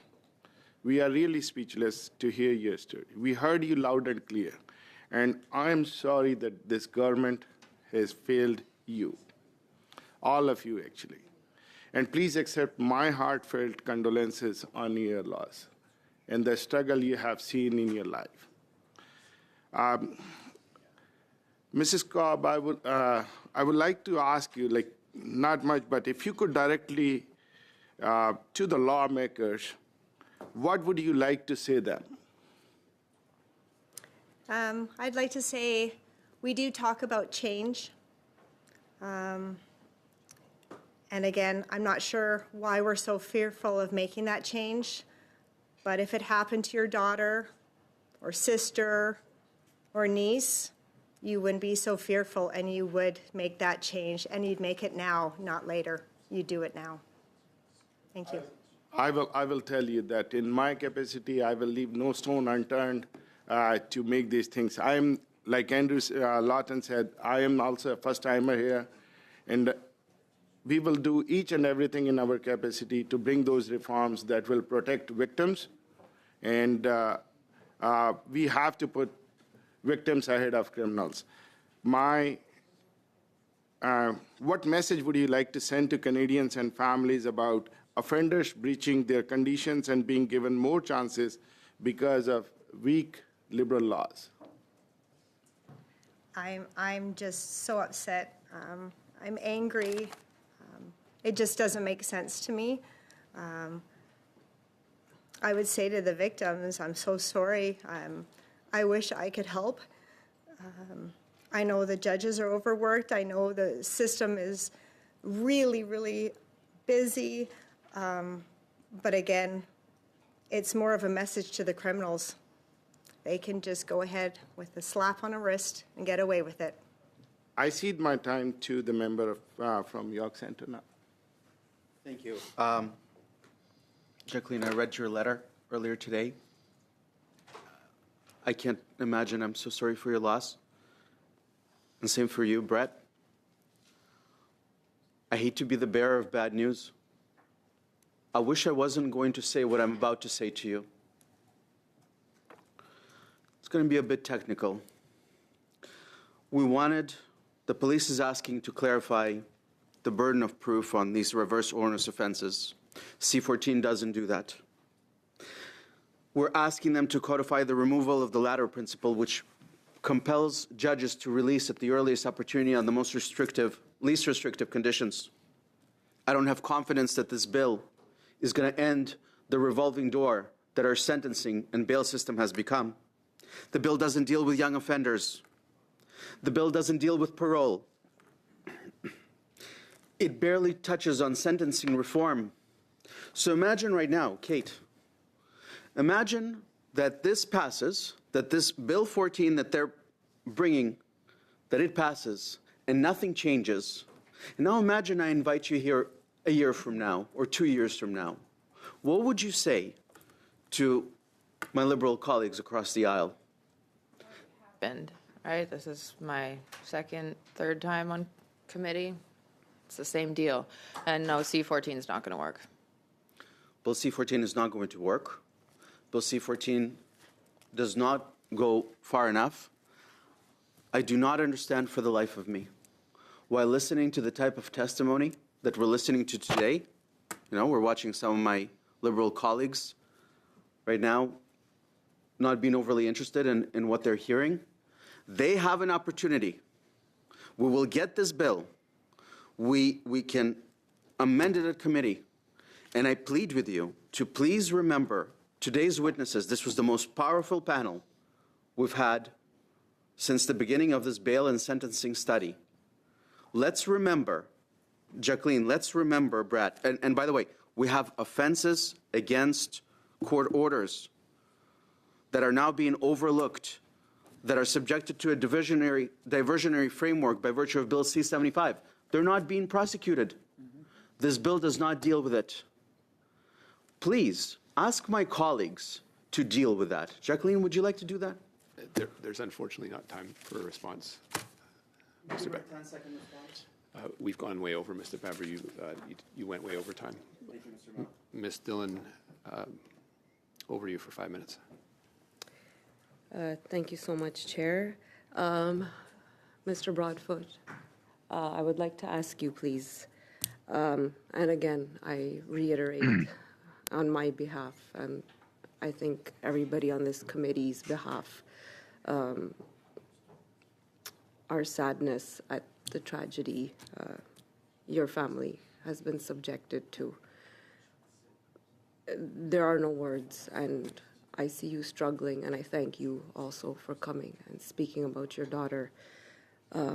can you share with the committee anything you think that is important for us to understand about your family's experience in court throughout this whole process, or just experience in general? If you'd like to add anything, and what more would you like to see us doing? Well, in order to answer your question, I guess you're going to need a little more knowledge. With respect to, you just asked me about in court. We didn't get that opportunity, right? Her abuser took my daughter's life before his court date, which was scheduled for July 31st of 2024. When the police arrived on scene, he was still in action, and they had to take his life in order to try and save my daughter's. So we didn't get any court in that sense. But my daughter and our family was left from March 15th waiting to see what would happen on July 31st, but unfortunately that didn't happen. So I'm sorry I can't answer your question a little bit better, but I hope you understand.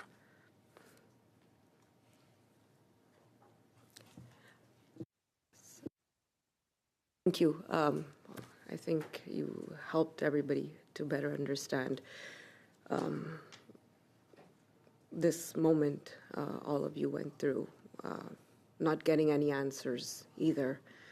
And I spoke about Kira's law, and it's something, a private member's bill I had presented, and it swiftly passed through Parliament, through the Senate, to become law, to become part of law. And for the first time ever, we saw coercive control addressed.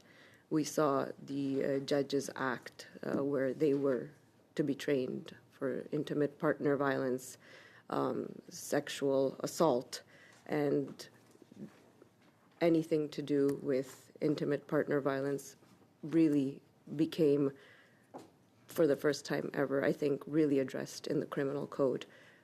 We spoke about electronic monitoring, Mrs. Basil Cobb, Mrs. Alexander. I think everybody, all witnesses, spoke about the desire for the electronic monitoring, which is available under the criminal code. According to you, do you think, yes? Sorry, yes. Yes. So may these I? are some of the things that we've changed and tried to change. What more would you like to see added? So, thank you, because you did, when you first spoke earlier, that statement resonated with me, because you used the term the judges have the opportunity to make that decision on ankle monitors and so on. Unfortunately, many of our victims don't make it to that point where these offenders are getting to the judges. I think if it's going to come in, as was just mentioned about making amendments to this bill, that if these violent acts are being charged, that the ankle monitor doesn't have to go to a judge. It can be done at the police station with their lawyers in hand. Let's not let them walk out of these situations or put them and wait until they get on bail. Let's keep them. So we're waiting for a judge to make a decision that is, in, again, my family's situation was scheduled to be over 3 months later. Right? No. Let's bring this back. Okay. It should be happening at the very beginning.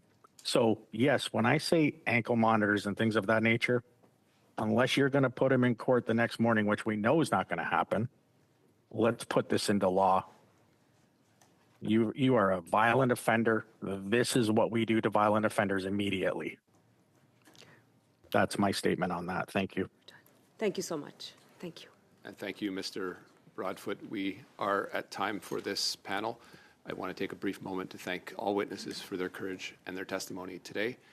We will suspend very briefly and then resume the debate on the amendment that Mr. Lawton proposed last week. So brief suspension, everyone. Thank you.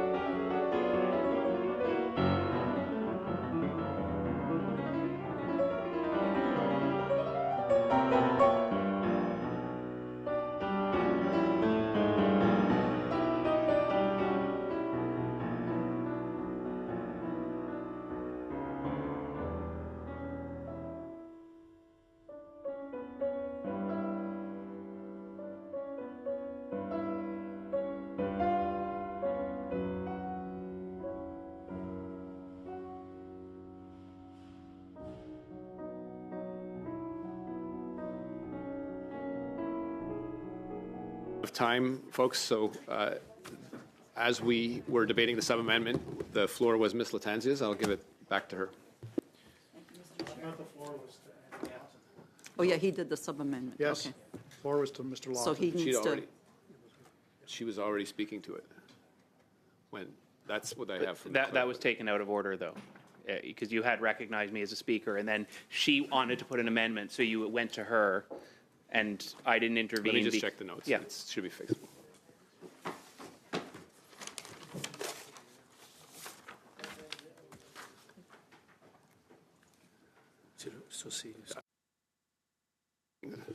But I was on the speaking list, and then because there was a motion from Ms. Latanzio, you chose to recognize that because at the time we thought we had a consensus. nice to speak, Mr. Chair. I just have Ms. Latanzio. Okay. I'd have to go back and look at the architecture of that, but If you would find that I would have the floor yeah, right we now. just don't have,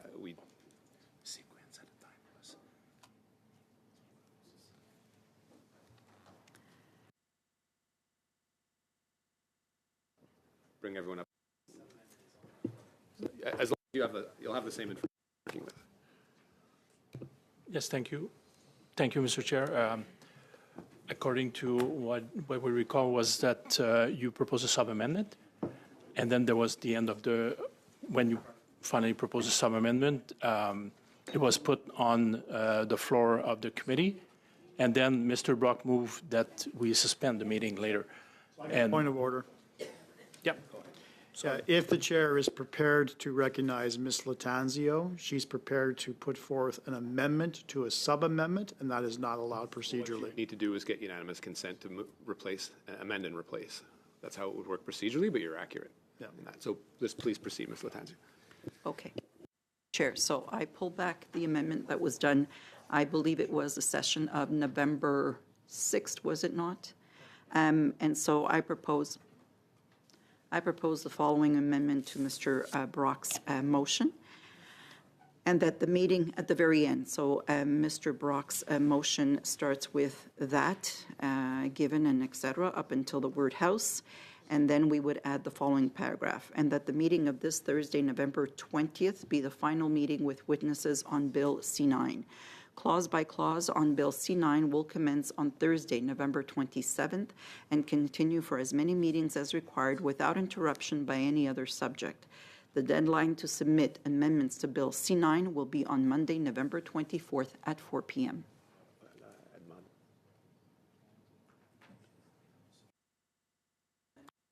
In French to the clerk. And the clerk has confirmed that you all should have in your inboxes in both official languages the text of the amendment. Procedurally, we need unanimous consent to withdraw her existing amendment. So I'm not hearing that. Mm-hmm. So that's just, that kills it for now, Ms. Latanzio. So debate resumes on the sub-amendment, and it's back to Mr. Lawton. Thank you, Chair. We had, when we first discussed Mr. Brock's motion on the need for a strong condemnation by this committee and by the House on child sexual exploitation and abuse materials, it was stemming from the Supreme Court decision that found mandatory minimums for child sexual abuse and exploitation material were cruel and unusual punishment. Now, since that meeting, I have had an outpouring of messages and emails and phone calls from constituents and people across the country who are very supportive of what we were trying to do with Mr. Brock's motion. And this was then amended, and I proposed a sub-amendment. And central to this is that we believe this is not meant to be a sticky note that can be ignored and disregarded by the government. It is essential that the original intent of our motion, which is now living in my sub-amendment, that this be reported to the House, that remains in place. Now, we had from the Liberal members a proposal that we could achieve this simply by sending a strongly worded letter to the Minister of Justice. I think the Minister of Justice has received many such strongly worded letters from constituents of him and from people across the country. He has chosen to disregard those. So I do not believe that that is adequate. The importance of what we're trying to do is to give the House of Commons, to give all parliamentarians the opportunity to weigh in on this discussion and to do what is the role and the right of all parliamentarians, which is to take the work of this small group that sits on the Justice Committee and, if we need to, have this debate in the House of Commons, especially since the government has not been forthright about what its plan is. Now, I realize that thanks in large part to procedural delays that have led us to only have 10 minutes to consider a sub-amendment, an amendment, and the original motion, we are not going to have time to deal with any of this in the meeting here. And I'm very mindful of the concerns raised earlier in this meeting by my colleague, Monsieur Fortin, about confusion surrounding what happens when a meeting is suspended and all of that. I will be in a moment moving to suspend this meeting and reconvene this discussion on Thursday at the next meeting of this committee, and to do so knowing full well that is what we are going to do. And the request I'll make before I move that motion, Mr. Chair, is that all members are given a proper amended notice in both official languages of what precisely will be happening on Thursday and when. If the goal is to proceed to witness testimony, I expect all members will receive adequate information about that. That is my request, and I think Monsieur Fortin's concerns are entirely well-founded and were preventable. So with that in mind, I do not believe we need to... Well, look, I would love to put this to a vote right now, but I do not believe, from what we've heard from my Liberal colleagues, that we will be able to dispatch with all three motions right now. So I'm, at this point, moving to suspend so that we can reconvene and dispatch with this properly on Thursday. So this is not a debatable motion. We will vote on it. All in favor, raise your hands. All against? The motion is carried. We are suspended till Thursday.